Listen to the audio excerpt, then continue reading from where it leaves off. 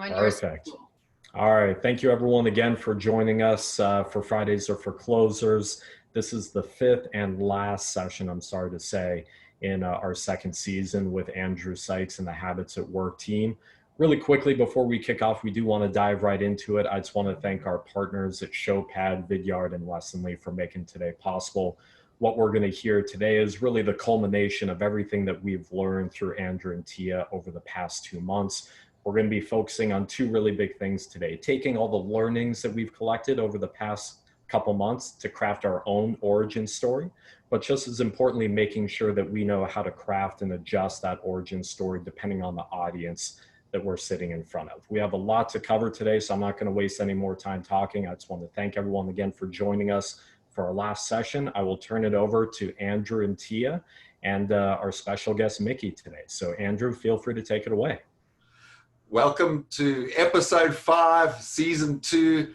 We're hoping to finish with a bang, and we'll be talking about, as Matt said, personal origin stories, what they are, how to construct them, when to use them, and how to make them match the audience to whom you're introducing yourself, such that you show up in a particular way. You own those first 180 seconds after someone says, "Pleased to meet you. Tell me a little bit about yourself. Let's all introduce ourselves." So we are going to today attempt to achieve the following purpose, which is to review the journey that we've come on over the last 4 weeks in this adventure of what it means to write, tell, choose, and then adopt and adapt the right story for the right reason at the right time. And we're going to do that review through the means of story. So taking our own teaching and bringing it to life. And that's one of the reasons I have one of my special guests here today who I'll introduce in a moment. And the second thing that we hope to work on and achieve for you is to construct or help you begin to construct the first version of your personal origin story. So our commitment to you is that today you will leave with that V1, maybe one of you having the opportunity to polish one of those as an exercise that we'll do as the group if we have time.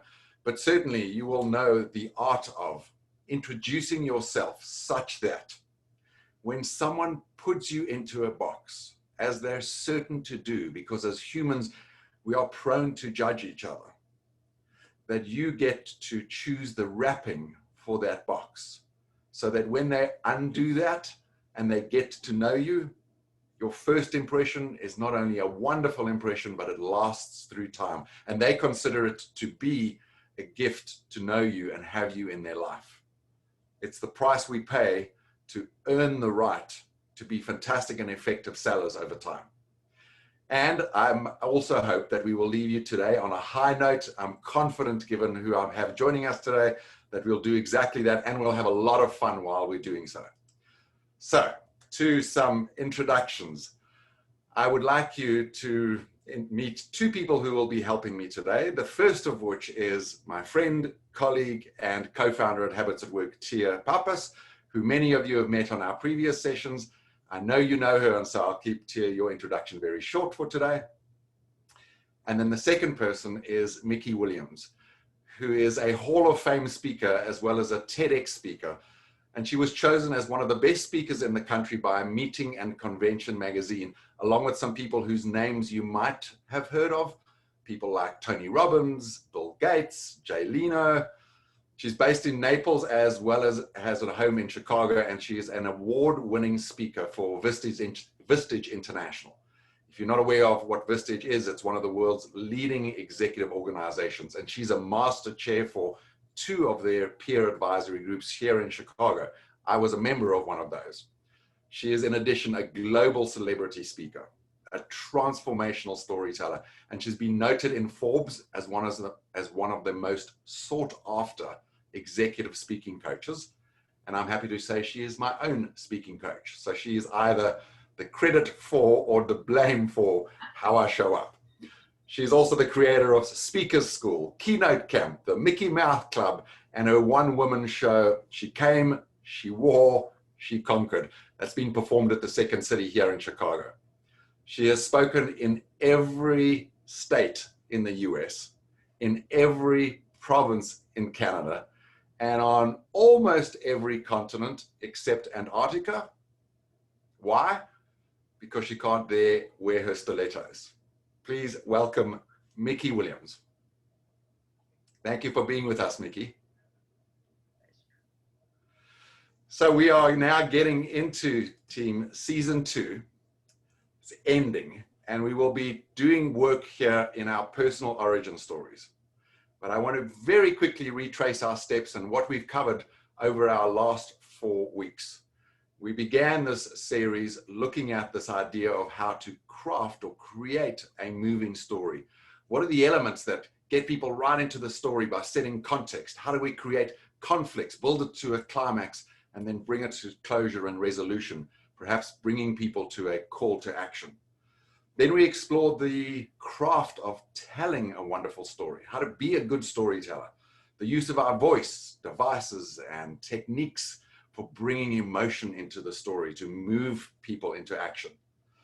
Then we explore this idea of picking the right story at the right time for the right reason, and started to think about, with our guest Craig Wortman, how we discover these stories in our lives. Where do we find them? How do we tag them and store them so that they're there as we need to choose one, so that we have that right story to go? And then last time we talked about how to take an existing story that you maybe get from someone else or you have from your own life and adopt it and then adapt it so that it can do the work that you need for this particular meeting, speaking to this particular customer right now. And we covered that in 4 hours that I hope you enjoyed. But one of the points that I made during that time was that a story is not only a way to deliver facts and figures safely from one brain to another, it can often do the job in less time than it takes you to make a facts and figured, well-reasoned business case for something. And to prove that point, I'm going to invite Mickey to share some stories with us. And for those of you who were with us on the journey, I challenge you to listen to and see if you can see in or feel in what Mickey is about to share, the essential lessons from our previous sessions. If you weren't with us, this will be a quick 10 to 15 minutes catch up of everything that we've done, that we've discovered or explored together, but delivered through the medium of storytelling. Mickey? It was 2009. It was the Vistage Executive Summit in Chicago, where about 800 CEOs would gather for the meeting. I understood the keynoter was going to be a gentleman named Brian Bolio.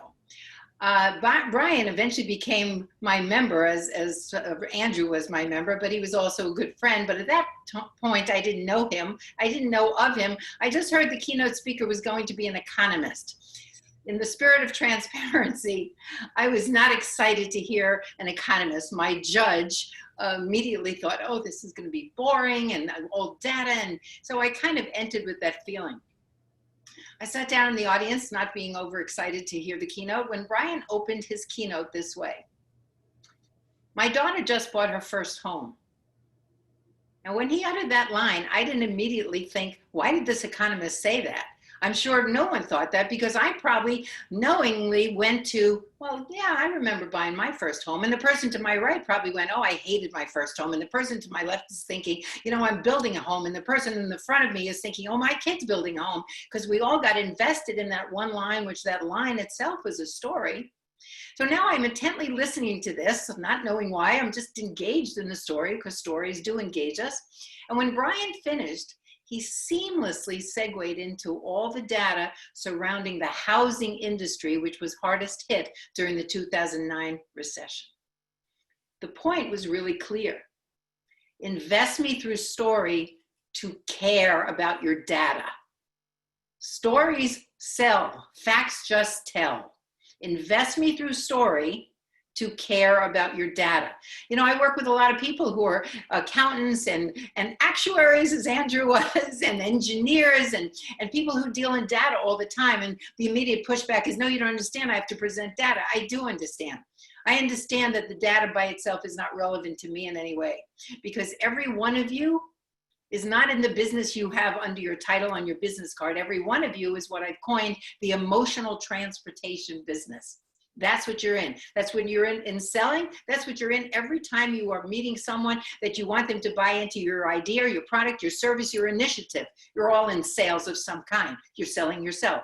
You're in the emotional transportation business. So we move people emotionally to get them to do what we want. Stories become the vehicle for that action. I was speaking to a group just a couple of weeks ago, and one of the members of the group, an engineer, relayed a story that he took action on immediately after my presentation. He said he went back to his team and he opened his next presentation by saying, "My grandmother makes the best coleslaw." And he paused, because that's another technique. I want you to pause because I want people to have enough time to anchor to your message, to that one line, rather than just going right on and they don't know what it is. I want to give people time to feel.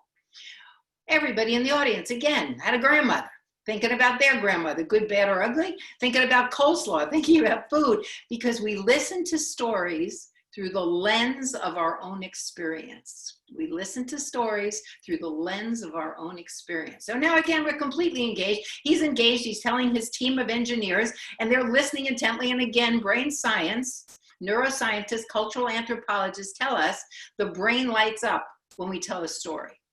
And they know, because they've measured the brain activity, that the engagement level is there, that people are not trying to figure out why someone's telling a story if they're doing it well. They're just engaged in the story. So he proceeds to finish the whole story, and at the end of it, he's talking about how the grandmother used to make this for the barbecues and the annual summer picnic, and every holiday grandma made this. But sadly, nobody ever wrote down grandma's recipe.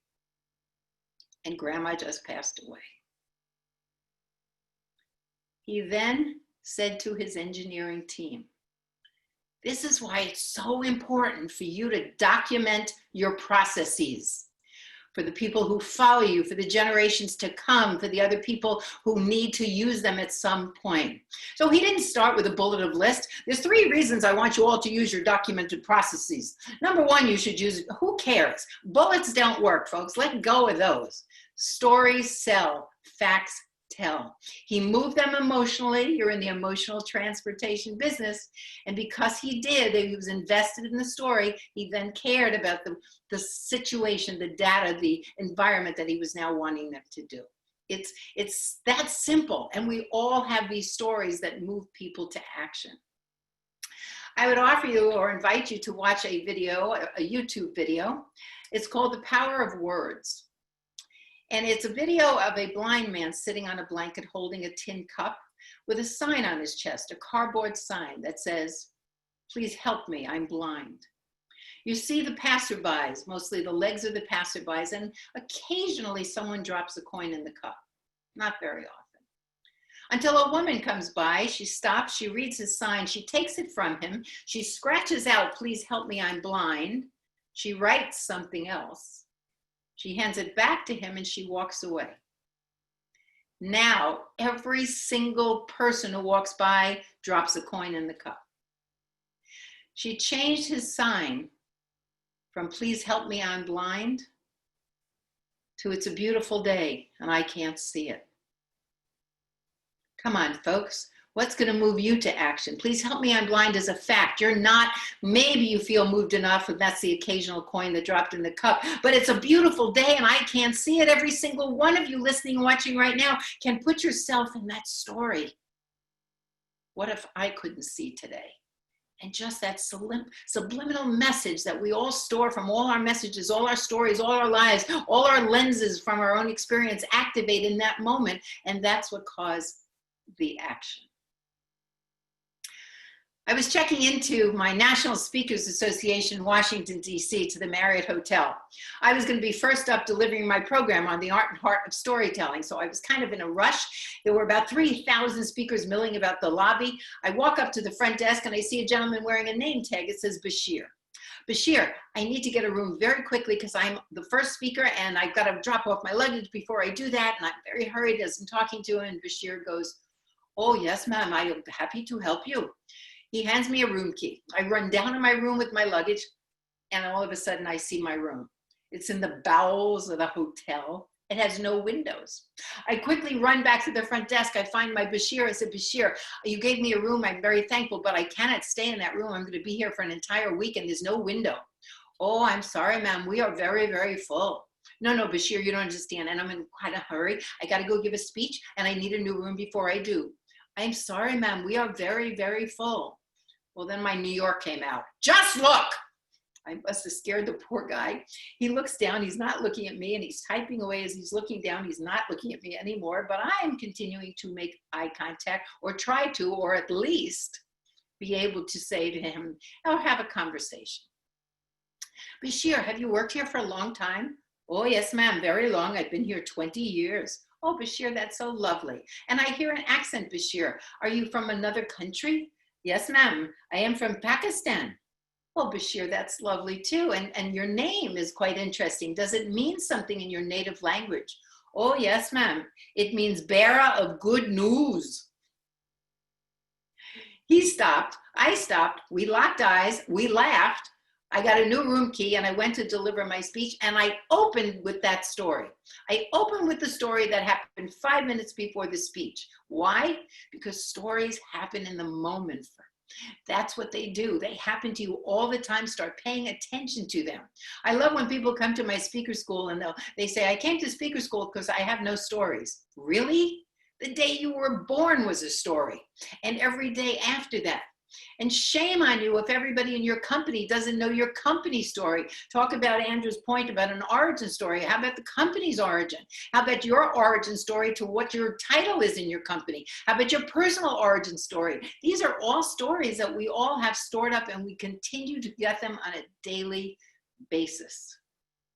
I share those 4 points with you. Brian, invest me through story to care about your data. Bob, with his grandmother's coleslaw, he wanted them to document processes. He talked about losing her recipe forever. The power of words, using emotions, not facts. And Bashir, stories happen in the moment. Hope I've inspired some of you with those stories, with the messages. And Andrew, I hope that aligns with the wonderful work you've been doing for this past time with all these people.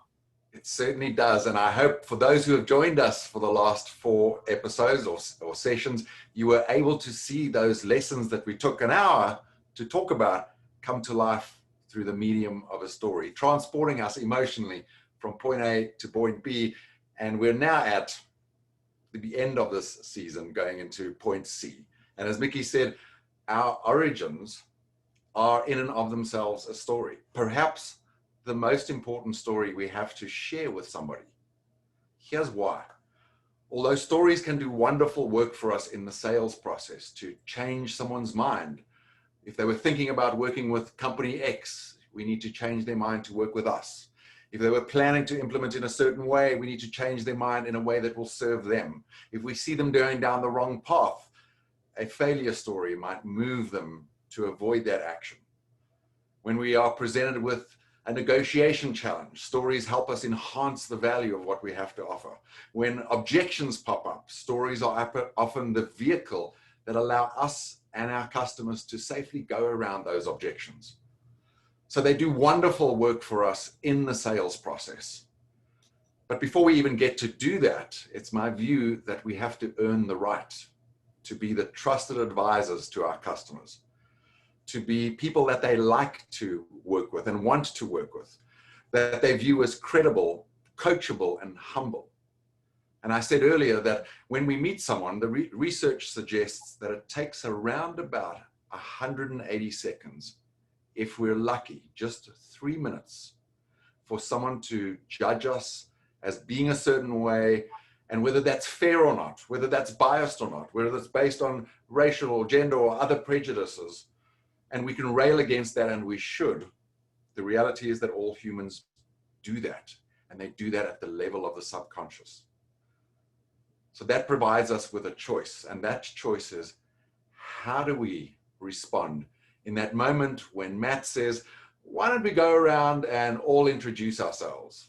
And the first person starts and says, name, rank, and serial number, and maybe they mumble, thank you for having me, I'm so excited to be here. And the next person does an equally bad job, and then it gets to you. and this is your moment. How do you do this? How do you introduce yourself such that you own the room in the best possible way? You leave an impression that is extraordinary, that lasts through time, that buys you the right to have reconnaissance and discovery conversations and to partner with your customers in exploring whether or not your solutions may or may not work for them. Well, the best way to do that, we think, is to construct, then practice and polish your origin story so that when that happens, and it will, perhaps 10,000 times in your professional life, you'll be asked to or given the opportunity to introduce yourself. Be ready. How do we do that? Well, we recommend using the structure of an origin story that is very simple and is comprised of simply 3 parts. The first part is intended to establish your credibility. Now, we don't want to brag by offering a long list of all of our credentials, all of our degrees, all of the things that we've done, especially if you've had a long and successful career. It turns out that if you have 50 wonderful things about you, and you were to rank order them from most impressive to least impressive, and then share that list with somebody, the last thing they'll remember are the 3 least impressive things. So the art of introducing yourself with credibility begins by choosing at most 3 things that are perhaps the 3 most interesting or most credible things about you, and explaining them in a very humble and almost self-deprecating way. Humor can be your friend here. It is what gets people into the context of the story that is you. So if you've been in a career that has lasted 40 or 50 years, and it has spanned 30 or 40 jobs and all sorts of experiences, you may need to use all-encompassing language like, for the first half of my career, I spent it as an executive in publishing. But in the second half of my career, I had the privilege of working for one of the largest technology companies. Just very briefly describing either your educational background, your experiential background. You are there establishing credibility. But because you do it both succinctly and humbly, people listening will be drawn in. They can sense it's a story. They'll be impressed, but they will also be inspired and ready to listen to what comes next. So what comes next is this point in your career that is the point that allows you to demonstrate to others that you have passion. Passion is the action that follows the mindset of agency.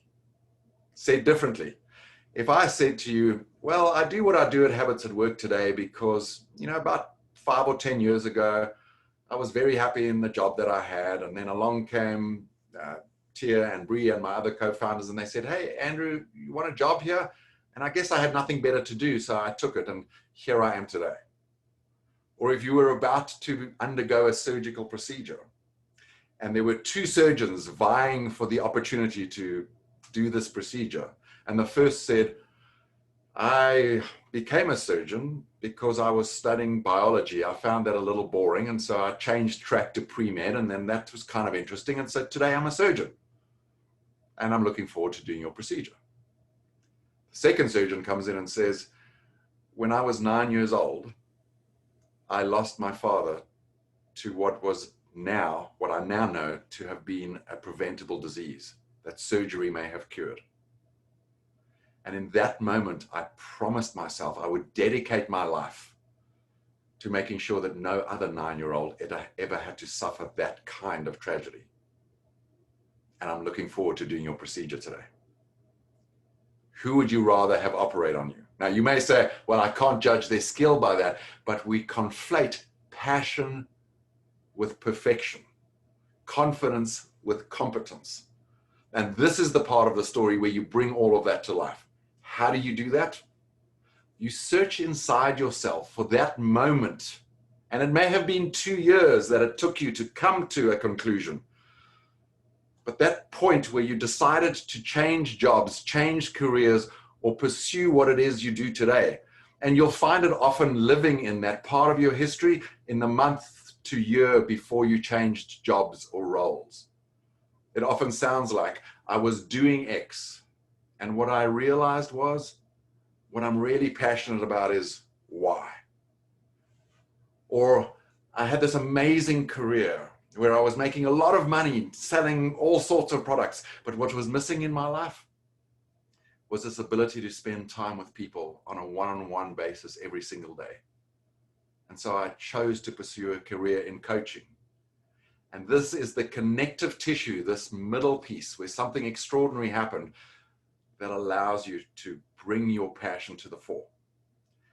Now, I'm not suggesting that you should ever lie or make up anything about your origin story. I am, though, suggesting that how you choose to talk about this moment of conflict and how you made a decision or what you realized will either land for people as passionate or accidental. So if it is true that it took you 3 years to come to the conclusion, it doesn't make it untrue to say, over a period of time, what I realized was X. So this is where we craft and polish the stories.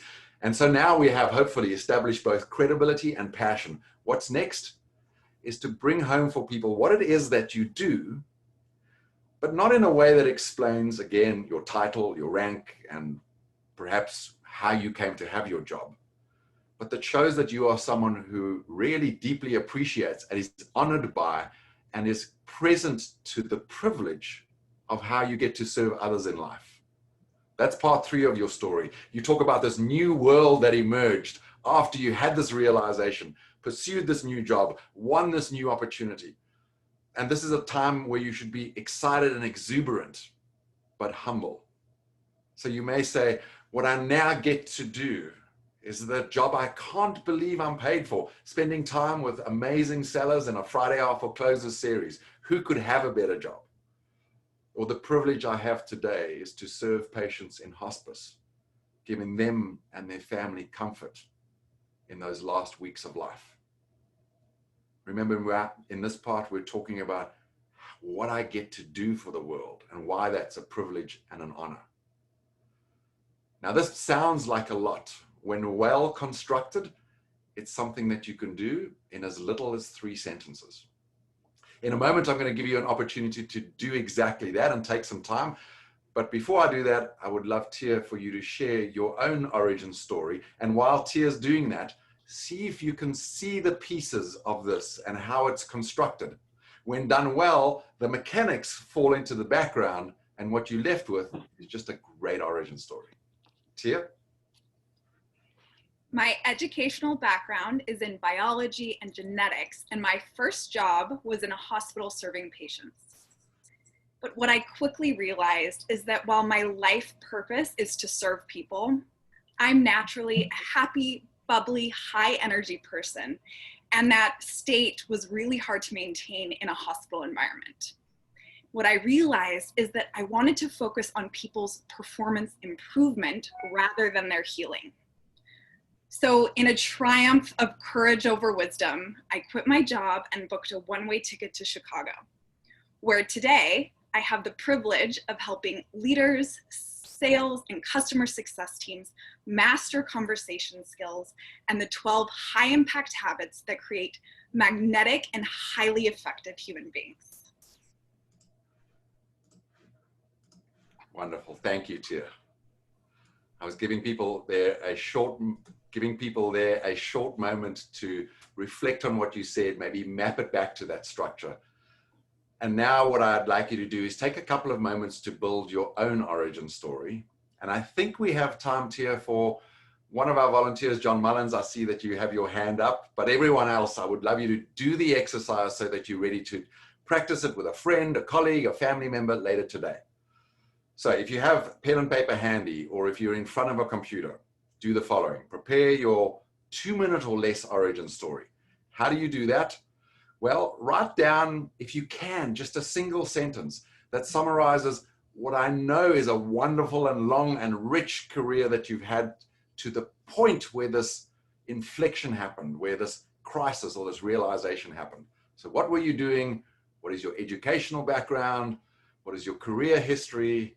What are some of the achievements you have? And if you think it's sounding a little braggy, you maybe add some self-deprecating humor in there. I often say my educational background is in actuarial science, which is why no one talks to me at parties. Take a moment to fill out that first sentence or write that down.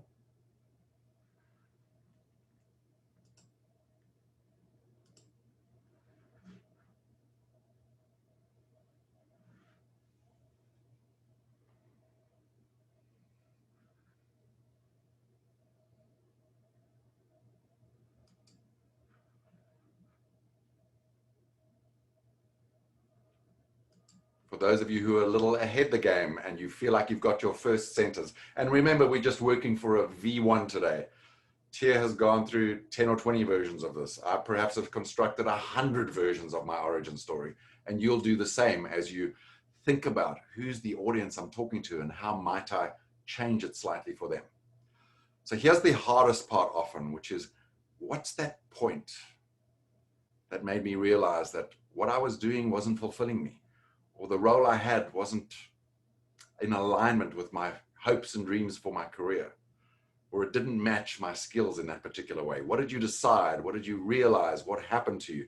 And be careful here, because I know that there are many of us who had a serendipitous and lucky event when a friend or a colleague said, there's an opening here, why don't you take it? But that doesn't leave people feeling like you had agency. So tell the story through your own lens of how you decided to pursue the job, because I know you did. You had an interview, you convinced someone, you made a sale for them to hire you. So think about that and write that down now, please.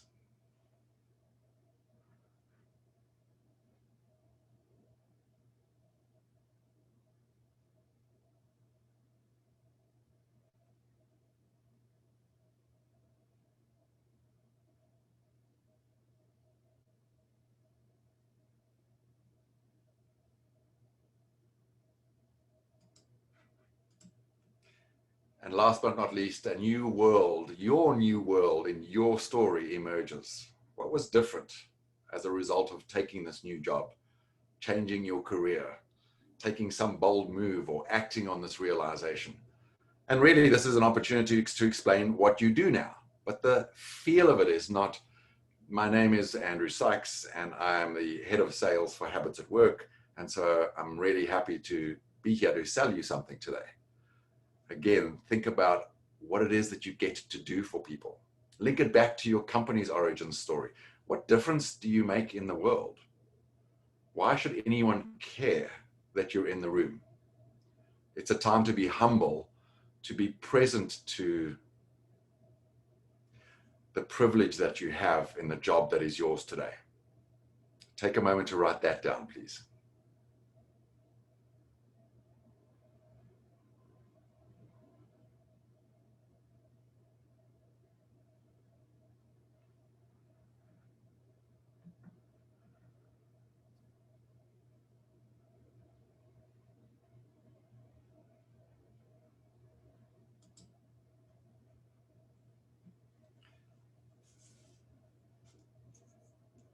While you continue to work on your story, and I'm hoping that you will refine it as you see now John and I play with this.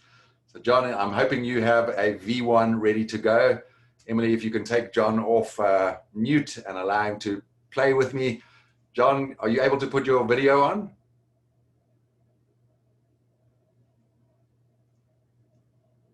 Go ahead, John. You should be able to talk now.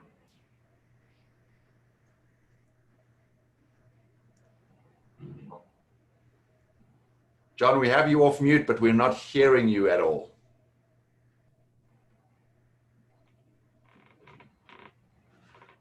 Tia, while we wait for John, did we have any other volunteers? You're also on mute. How about Anna Ballman? Would you be willing to do this exercise?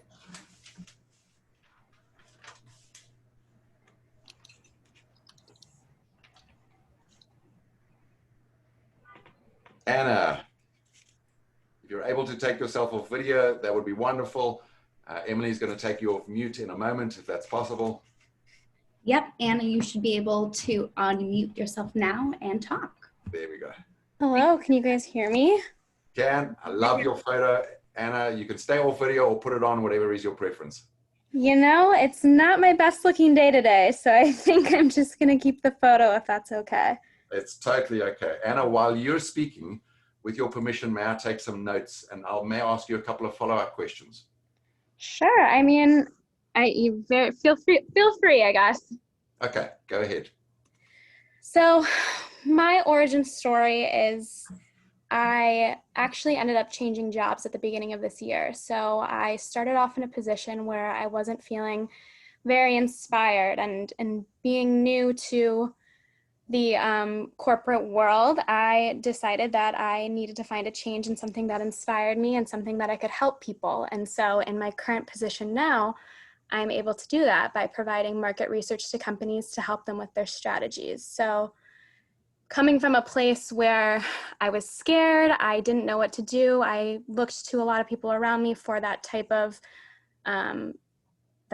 guidance and understanding with lots of love that they were giving me, and decided it was time to make a change. And I was happy to do that. And now here I am today. Got it. May I ask, Anna, what were you doing before this job, or what's your educational background? Yeah, so I graduated from UW-Madison, and then I started a position with Frito-Lay as a district sales leader. So it was still in sales, but not necessarily the type of sales that I was looking to be in for the long term. Got it. So Frito-Lay for sales. What did you say your undergrad was in? Consumer behavior. Wow. Yeah, so it was at UW-Madison within the School of Human Ecology. There's a major within that studies consumer behavior. Okay. How long were you at Frito-Lay for? 7 months. So for someone who, I guess I really envisioned that my career, at least my first position, I would be there for at least 1 to 2 years. It was hard. It was hard to admit that I didn't see my career going in that path, and then figuring out how to make that change. Yeah. What had you realized this is not right for me? I looked at the positions that were ahead of me, and I looked where my career would go within that particular company, and nothing excited me. It didn't want to make me get out of bed in the morning and put my best foot forward and put in the work that I needed to do to get to that place. Got it. May I ask, what's so about your new job that lights you up every day? I genuinely feel that in my new position that I'm helping people. I'm so confident in the product that we have and the validity that's behind the research that we're giving to these companies that it just makes me feel like I'm contributing to the bigger picture of these companies. Got it. And really making them successful as a business. Exactly, yeah. Okay. Anna, I love your origin story. One of my favorite things to do is to listen to people and notice the greatness in them that sometimes we don't see in ourselves. May I have the privilege of playing back to you what I heard as a V1.0 with no claims that it'll be wonderful, but just so you can hear your own origin story in someone else's words. Oh, please, I would love that. Okay. If I were asked to introduce myself, I may say, my name is Anna Bowman. I had the wonderful opportunity to study consumer behavior and then take that educational background into one of the world's leading companies, Frito-Lay. But despite that amazing opportunity, what I realized about myself that scared me is I really wanted a position in which I could help individuals and people to build amazing strategies that drive the success of companies. And what I now get to do today is market research that supports these wonderful strategies that I get to see brought to life in some of the world's leading companies. How did that sound? I mean, I would love to copy and paste everything that you just said and put it into my brain. Anna, what always happens in these conversations is people feel like, wait a minute, that was a lot better than my version. And the truth is not that there's skill in constructing it. It's that I'm present to how extraordinary you are. And sometimes we're not present to that in ourselves. Well, I appreciate you seeing that and saying those very, very kind words. I appreciate the privilege of being able to share your story and the courage that it took to come on in a group like this and do exactly what you just did. Thank you. I appreciate that. Thank you. Thanks, Anna. Thanks for letting us put you on the spot today. Please go into the chat, everyone, and give Anna your feedback, your applause, your gratitude for her leading by example. And I hope in seeing how we crafted her story, you were able to see what it looks like to improve your own V1 origin story. And my challenge to you is that each of you take your origin story today, that you share it with someone in your life, you test it on them, you get some reaction to see what it feels like to hear your origin story, maybe have them play it back to you and you can hear it in your own ear. And next week to take it to a colleague, a manager, and try it out. As you get good with it, what you'll discover is that you have a standard origin story. And as you begin to master that, you can start to think, how might I adopt and adapt this story? So that if I'm speaking to the next consumer products business, I double down on the Frito-Lay part of my experience. If I'm speaking to a market research person at a customer, I emphasize what I now do a little bit more. So you have a rich history. Our story is always much, much bigger than it. I think about it like, as we discussed last week, the 6 or 7 books in the Harry Potter series. It's thousands of pages of a story. But within there are little stories. You can pick out a sentence here, a defining moment over there. And the same is true for our origin stories. You can mix and match the pieces such that your origin story isn't just the story about you, it's the story about you that someone else is likely to connect with, be moved by, and be inspired by you, such that when you leave the room, they don't say, Anna was really impressive. They say, Anna was really inspiring. Now, that is what we call a classic short form introduction story. When's it used? The scenario I just gave you. We go around the room, we introduce ourselves. Ideally, in the post-COVID world or the pre-COVID world, where we're in a room together, you also stand up and deliver that story, holding a power pose and literally owning that space. And do the same on a virtual meeting. We always encourage people to stand up, not only when you deliver your story, but indeed for the whole meeting, if you can, despite our back-to-back meeting lives. There is, though, another form of origin story. And some of you, as I was, may become inspired to be a professional speaker by seeing people like Mickey and others in action. And there are occasions when your origin story does more than simply introduce you. It does the job of telling much richer, more vivid parts of your whole journey as an inspiration for other people about what they might do in their own career. I did promise today that one of our benefits would be that we end today with a bang. And to give you some picture of what a long form origin story looks like, I would like to end with my friend, my colleague, my mentor, and my speaking coach, Mickey Williams, sharing her long form origin story. Mickey? Thank you, Andrew. I went to college back in the 1960s. All right, I'll give you a minute. Some of you going, wow, how old is she? I went to college back in the 1960s. I wasn't quite sure what I was going to major in. I was doing some professional theater dance at the time, and I thought I'd major in the arts. But I was very good in sports, so I thought I'd major in physical education. Then I couldn't decide, the arts, phys ed, arts, phys ed. Finally, one day I said, what do I really want to go to college for? Well, it was the 1960s. I was a woman. Don't get ahead of me. I aspired to that degree that many women aspired to in the 1960s. Yes, that was called an MRS degree. I wanted to move to the suburbs, get married, raise 1.2 children, and live happily ever after. Lo and behold, I went to Ithaca College in upstate New York. I met a young man who went to Cornell University. Ithaca's on one hill, Cornell's on the other hill.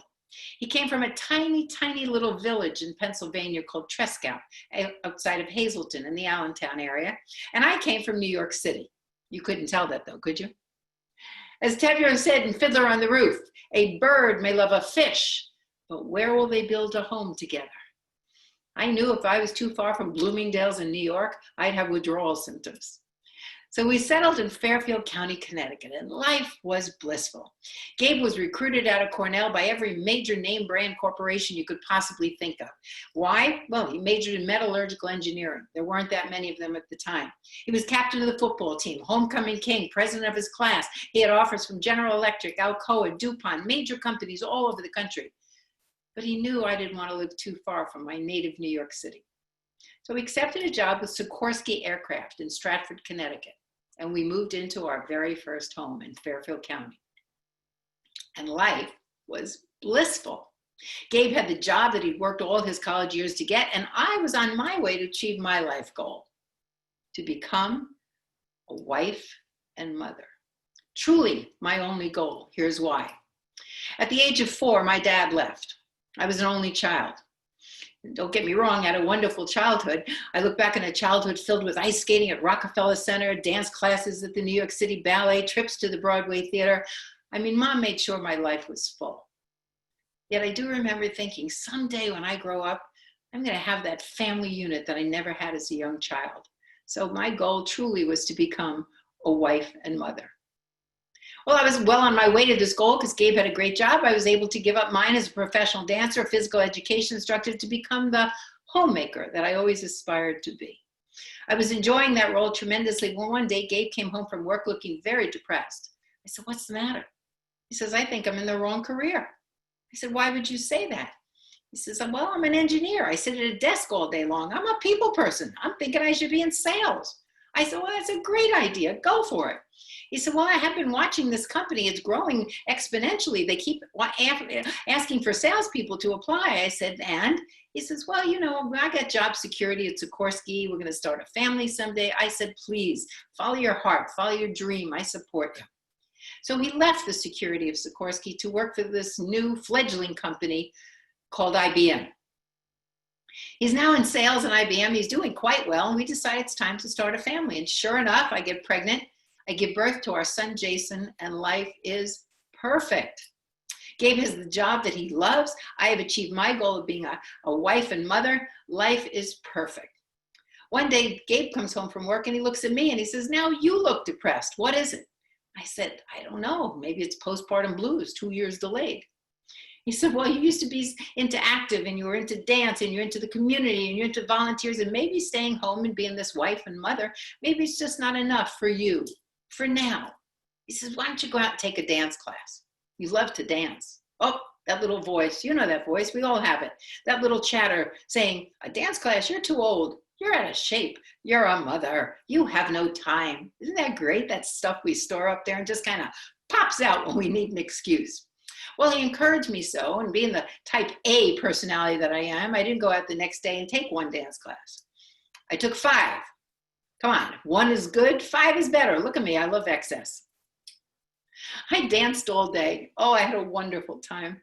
I dragged my body back home about 6 o'clock at night. Gabe called from work. He said, "How was your day?"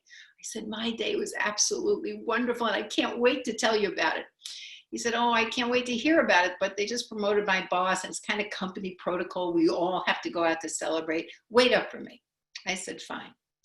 I hung up the phone. I looked over at the clock. It was only 7 o'clock at night. I figure I'll put Jason to bed, and I'm going to take a long, hot bath because every muscle in my body was aching. I'm relaxing in the tub for a while. I get out, and I do some things around the house to pass the time. I look over at the clock. It's 10 o'clock at night. Still not home, but I'm really excited to tell him about my day. So I'm just going to lay down and take a little nap until he comes home. And I fall into a coma-like sleep from all that exercise all day long. All of a sudden, I'm awakened by a strange noise. I'm not quite sure what the noise is because I'm in this very heavy sleep. And I kind of squint over at the alarm clock to see what it says. It looks like it's 2 in the morning, 2 in the morning. What's the noise? What's the noise? Oh, I figured Gabe probably forgot his keys because he's pounding at the front door. So I jump out of bed with all my excitement from my day. I get down to the front door and I open it. I was faced by a state trooper holding my husband's wallet and his wedding band, and telling me at the age of 29 he was killed in a car accident. I was a 29-year-old widow with a 2-year-old child, no job, a mortgage, and very little life insurance. Because nobody ever told me you could die at 29. You died when you got old. You died when you got sick. You didn't die when you had your whole life ahead of you. State trooper stood in front of me with the coroner. He said, is there someone we could bring over to be with you? I don't know why God always calls at 2 a.m. I said, well, my mom and my stepdad live in this condominium development, but my stepdad's got a heart condition. I'd be afraid to share this news with him in the middle of the night. Well, how about your husband's parents? Certainly we should notify them about the loss of their son. My mother-in-law lost Gabe's dad last month to a sudden, unexpected heart attack. How do I now tell her she's also lost her son? Well, how about your brothers and sisters? We don't want to leave you alone like this in the middle of the night. No, I'm an only child. Well, there must be someone. Well, our best friends, Kathy and Tony, live a couple doors down. And so they left me to go get Kathy and Tony. Tony couldn't handle the news. He buried his head under his pillow. Kathy came over. And they left.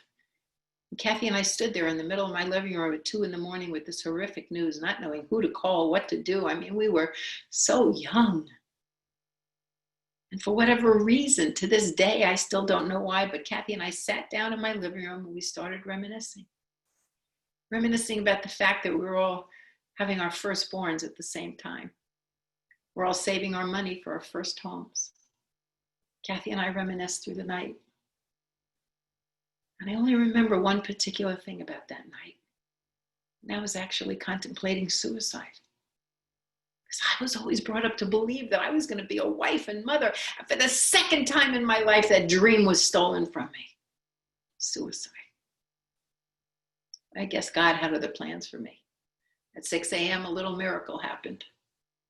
My 2-year-old woke up.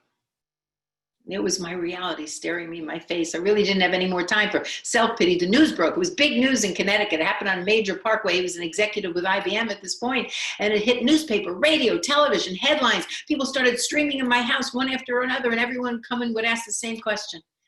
What are you going to do now? What are you going to do now? I don't know. What can I do? I was a dancer. I was a gym teacher. Well, I used to be a dancer. Why don't you go out and teach dance? Well, I wasn't a teacher. I was a performer. I wouldn't know how to teach it. Oh, come on. It can't be that hard. I'll hire you. Oh, okay. I'll try. Someone else came over to the house and said, you're a great cook. You love to cook. Why don't you start a catering business? Ooh, business? I don't know anything about business or running a business. Oh, come on. It can't be that hard. I'll hire you. Okay, I'll try. Before you know it, the media picked up on it. Widow juggles 4 careers. Women in the 60s didn't have one. I had 4 careers. I was even belly dancing on the side. Ooh, I hate to admit that. Wasn't really good at it. My son Jason used to stand behind me and jiggle the furniture to make it look like I was moving. But I became a media sensation. Everybody wanted to interview me. How did you do it? How did you do it? I had absolutely no idea how I did it. I did it by the seat of my pantyhose, women's intuition, gut instinct, survival. You could give it whatever name you want, folks. But I'll tell you this. It's amazing what we can do when we are forced to find our potential.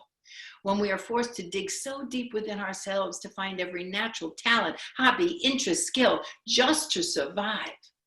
That's when you know you tapped into your potential. The businesses started doing well.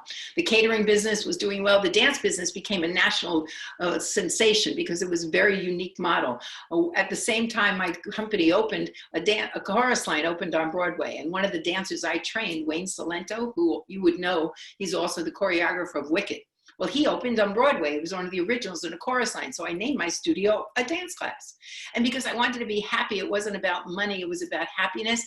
I wanted to teach adults because I knew there were adults out there that hadn't danced since they were a little kid and didn't want to go to a kid's school. So I had a dance school for adults, but I wasn't teaching ballroom dance. I was teaching ballet and tap and the things that they took as kids. So it was a unique sensation across the country.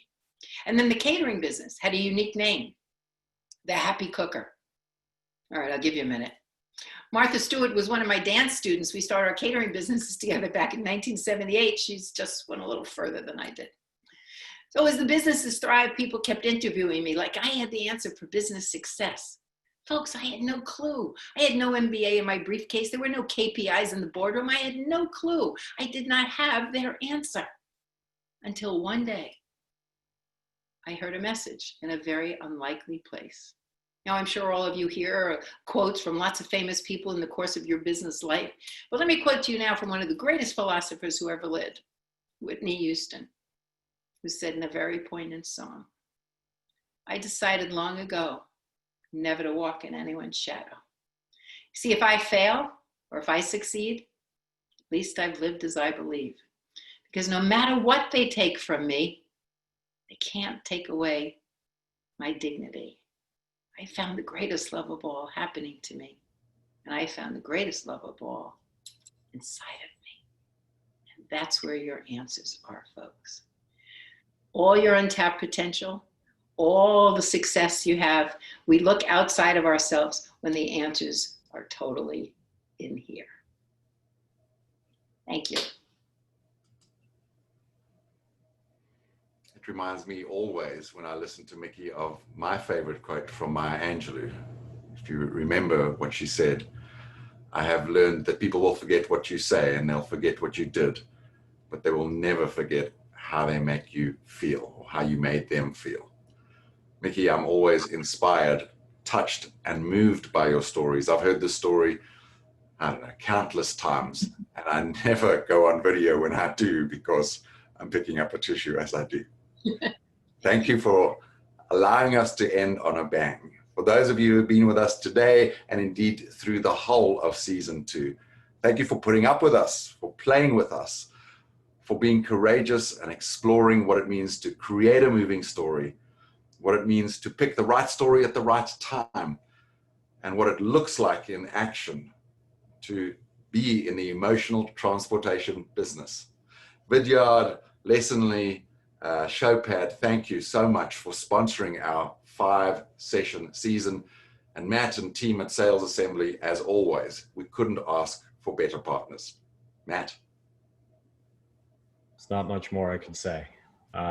Thank you, Mickey, for sharing an amazing, compelling story. I mean, I lack the adjectives to do that story justice. I'll say that Andrew and Tia weren't lying. Speaking about going out on a bang, there's no way that I could follow that. So I think it's best to send it here. Thank you, everyone, again, for being a part of this entire season, I should say, of Fridays Are for Closers. Thank you to Andrew and Tia for being great partners. Thank you to Showpad, Vidyard, and Lessonly for making this possible. And Mickey, again, thank you so much for joining us today. This was a great way to cap off our second season of this series. So thank you again. We appreciate it. Happy Friday, everyone. Goodbye. Awesome weekend. Best of luck finishing out the quarter, everybody. Thank you. Bye, guys.